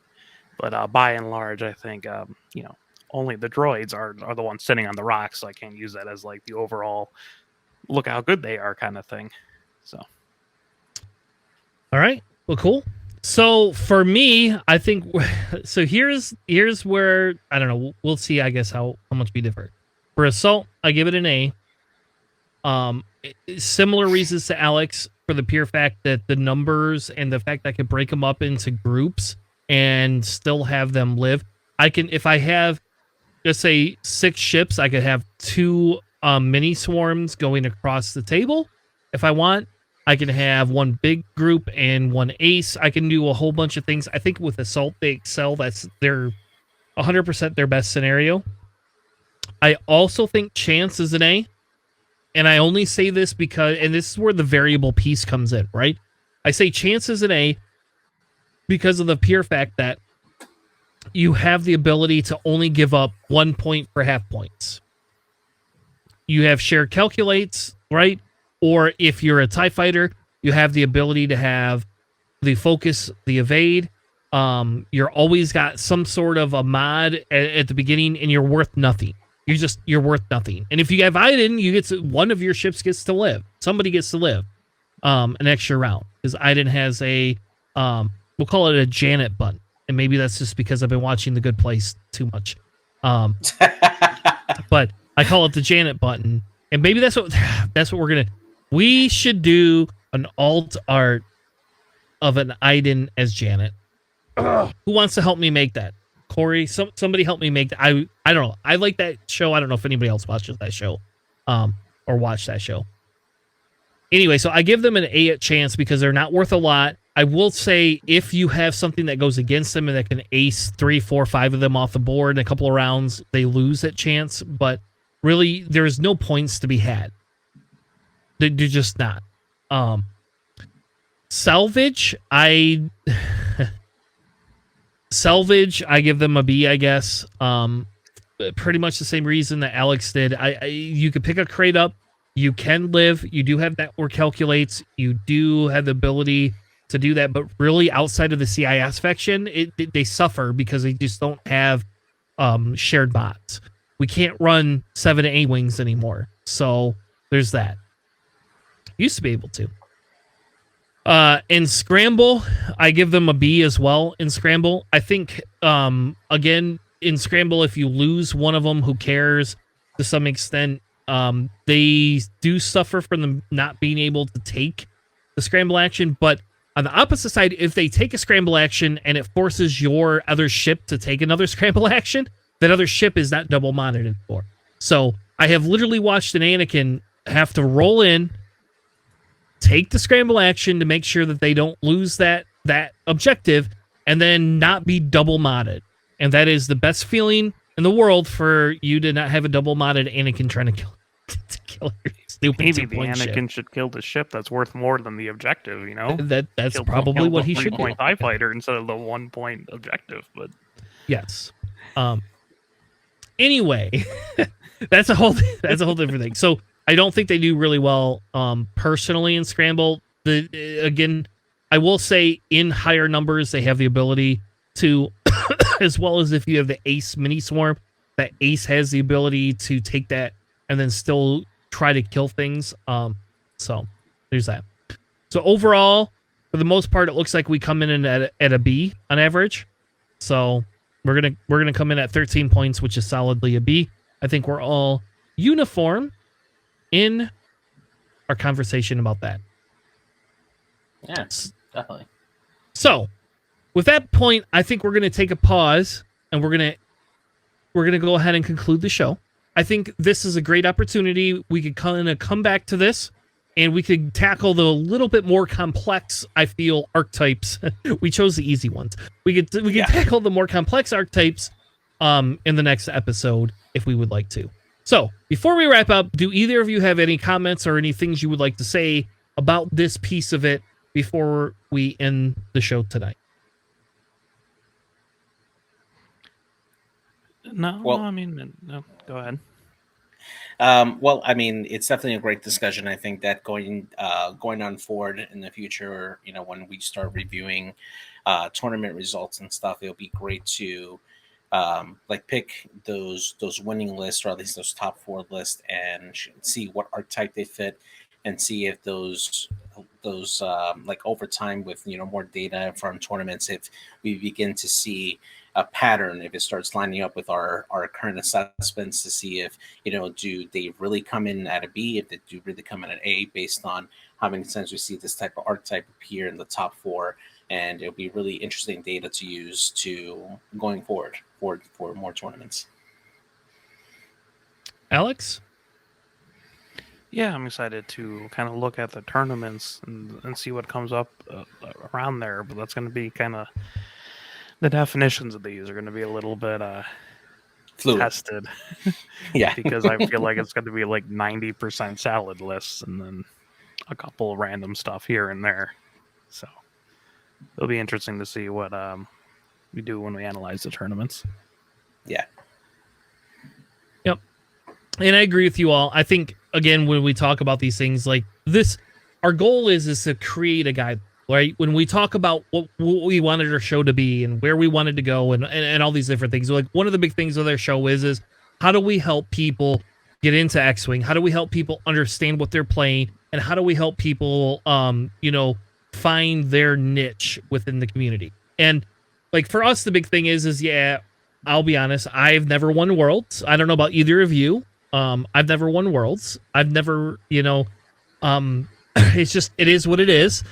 And I don't go into Worlds thinking I'm going to be one of the 8 people that come out of 200. I don't see it. It would be nice, but I'm not going to get my hopes up to say that's my ultimate goal.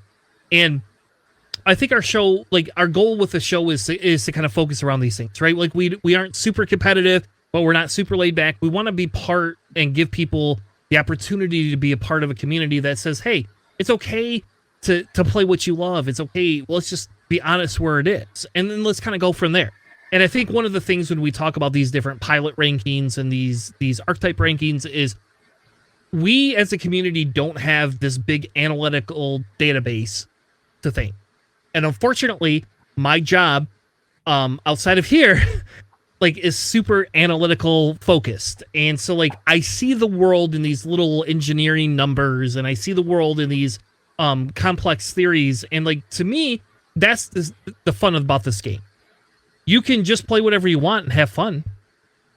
And AMG has done a very good job making certain pilots, Vader Defender, be viable in the meta so people can have fun playing them. And people that are competitive can hate you for playing it because that's, like what seems to happen. But to me, that's the big piece here, right? Is this like when I go to buy locals, do I want to take an A tier or an S tier list all the time? Probably not really, right? Like if I'm practicing for something, sure. But I want to be able to take something that is not going to get blown away immediately. Like you don't want to put a list down and then the next thing you find out of your 5 ships, you just lost 2 of them round, first engagement. Nobody wants that. Like that's not fun X-Wing, and we all know that that's not how the Star Wars movies go. Very few ships just ace a bunch of ships off the board all the time. At least movies I've seen. I think Kylo did it a couple times, but yeah, Kylo has Von Reg's kind of up there, a little bit, but not very many. And so I think, again, I think there is some variability to this. I won't lie. And I won't lie and say that this is probably the ultimate outcome, but I think for where we're at, the goal is how do we get something that's somewhat constructive and can be somewhat consistent. That's what the goal is.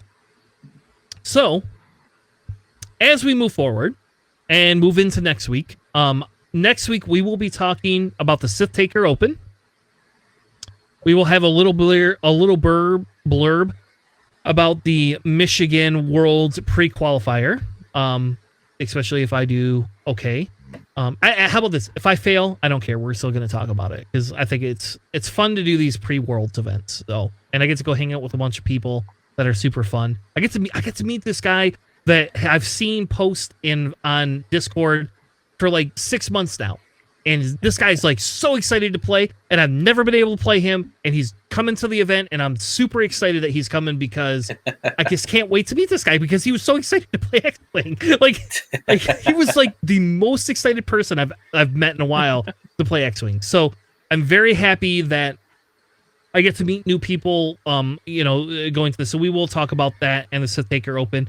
I guess the Cherokee opens next weekend too? Mm-hmm. Yes, that's right. Mm-hmm. So maybe we won't do list archetypes next week. We're probably not going to do lists. We're going to have to wait a week. I'm really sad by that. I really want to do this, but I think we're going to have to cover the Cherokee Open too. I think it's too important. But I'll tell you what, the caveat's going to be is Alex and JJ are going to try and tell us what type of lists these are and whether they feel what tier these lists that have won are. There we go. That'll be our unique twist on it next week. And then the week after we'll come back and we'll finish up our salad, beef, control, and dual class faction rankings. So yeah, I think it's very important to go over like a lot of the really recent tournaments kind of things as we're gearing up for Worlds, because that's very, very soon. It is less than a month away, right? No. Yeah. More than a month away, officially. Next week will be less than a month away. Yeah. Well, like the 22nd or something like that. Yep. Yeah, it's exactly. only the 19th today, Alex. Don't make me older than I am. Yep. And just a side blurb, we have the Nickel City League Season 3 draft starting on Tuesday. I believe the timing is going to be about at 8:30 p.m. Where we're going to draft You're live wrong. with all the... You're wrong. What day is it? Is it tomorrow? Thursday is going to be the Thursday, actual draft. Thursday. Tuesday is going to be where you guys get pick positions, and I have no idea if Greg's airing that or not. I don't know. I don't understand that piece because I'm not a captain. That's right. That's what I was thinking. Tuesday, sorry. So yeah, I'm sorry. So Thursday will be the day that we're going to do the live draft with the captains there, and it's going to be exciting to see the new teams. We've pretty much doubled in size this season from last season. We got 4 new captains. It's going to be great. Yeah, so wait till next week when JJ doesn't draft me and I give him more. I literally have the pilot to just go, oh, JJ can't even talk anymore, and we get to give him shit. So, and Alex is on my side on this. Alex already stated that JJ should draft me first round pick, no questions asked. Whether I'm going to succeed or not, he doesn't care. I think the more interesting plot twist is if he drafts me instead of you. That'd be great. All right. I didn't even realize I'm part of this league, but yeah, I guess. Yeah, sure, we'll play. Are you in this league? On. I am not. I really should be. Okay. Hey, well, you should message Greg right now. It's free. It's free, Alex. And it's play. It's oh my God. All it is practice till you get to Worlds, and it's extended. It is super fun. I don't know. I have nothing but good things to say about it. How about that? It's extended with banned upgrades. That's it. So all pilots are legal, but the banned upgrades are still banned. So, and no Sloan. Yeah. No Sloan. Well, that's an upgrade, right? So yes, thank God. There's no Sloan this time, and no auto blasters. Though not many people use the auto blasters the way I thought they would have been used. They're 8 points. That's why. Yeah. So anyway, so we will probably go over it. We actually will do that. We'll have a conversation a little bit about what teams we get drafted into. But the focus is going to be the Cherokee Open, the Sith Taker Open, and our pre-Worlds Michigan thing for that. if you are listening and you have an event that you went to and you would like us to, cover lists, you're more than welcome to post in our Discord and just say, hey guys, here's the date for the event. Here's the link to the event, and I'll happily cover the top list in that. Or if I find an interesting list that did well, we'll cover that too. So anything that you want us to cover, I'll happily cover lists, especially going up to Worlds. I agree with Alex. I think that's a very important piece that we've been missing before. Yeah, I got to figure out what list I can take from those tournaments to Worlds. So I can play well. Well, you got you got a little over a month, buddy, to pick it. I bet you can we put bets on what you're gonna fly? That my theory is that he's gonna fly oddball. There we go. That's my bet. My oddball. dream would be to fly 4 oddballs and have like a quad ball list. That'd be great. I would love it. Hey, I hear Bucket with 4 resistance transports is strong right now in the meta. So with jamming being, is that what you're taking? 5 Zs. Is that what you're taking to Cherokee Open next weekend, JJ? I would love to see no, it. Man. No, seriously, I want to see you take that. I don't even own 4 resistance transports. I got 1, man. 1 is all I need. That's it. I know you got too many. You got my B-wing still. Do I get my B-wing when you come to Worlds this year? Do I get my B-wing back? You've had it for almost an effing year. What? I'm actually going to upgrade you and get you the better B-wing with the foldable foils, just so you can have that, man, because you deserve it, man. All right. I thought you were going to say you're going to upgrade him and get him a resistance transport. I mean, it's made for a B-wing, so you're not wrong. Yeah. I don't know which I'd fly more. There is a commitment. You get Finn finally. That's right. You'll get Finn. Yeah, I got us in. No, just give him the transport without the pod. That'd be fantastic. Or no, take out the Finn pilot card. No, I already own. Just so you know, I already own one of those, so I have all the cards. Okay. I have flown Finn before, folks. I have flown Finn before, and as much as I hate Finn, you know who I haven't flown? Torkel Mux. I have honestly never in my life flown Torkel Mux. Torkel was a bastard in 1.0. I hate him. He's the bane of my existence. Yeah. All right. Now I'm just tangenting, and we could go on forever. But thank you all for joining us. Thank you for being part of the show tonight. Again, if you would like to make comments, if you have questions or anything you want to talk about on our Archetype rankings, you're more than welcome to email the show at plantingfacesyndicate@gmail.com, or you can post in our Discord and tag me or JJ, and we will 100% get your questions on air and your suggestions or any of that fun stuff. But with that being said, thank you, Alex, for joining us. If you don't know who Alex is, he's been on the show for way too long and will probably be on the show for way even longer. And you can find them over at Bench Warmers Podcast, and the link for their show is in the description. And they actually just had a show come out very recently here in the last week. So if you have not checked them out, you definitely should check them out because they are a fun bunch of second place East Coast Michigan winners. Yeah, it's their gimmick. You know, we're right in the middle. That's all we want is there's a reason they call them the bench warmers, right? Yeah, B tier, bench warmer tier. Yeah, there you go. Well, maybe we'll get Brian fancy. Scalabrine from the Celtics. That's what I want to embody. Maybe it just shows up. Maybe we'll get fancy. Maybe we'll get fancy, guys. If you guys all bring your equipment with you, maybe we'll do like a podcast, all of us together out of a hotel room. Christ. Oh, even if we can't stream it live, we could record it. I'm just doing it in my house. Like, you guys are coming over on this side. Like, I have a table. we all right. We could do that. We could do that on Sunday. We could do that next week Sunday. I will be in town next week Sunday, so I'll tell you what. We'll talk about this after. We're just dragging on for no reason. So, thank you all for joining us. We'll be back next Sunday, 9 p.m. Eastern, 2100 Eastern, whatever floats your boat. Thank you for joining us. Have a good night, and we'll see you on the flippity flop. See ya.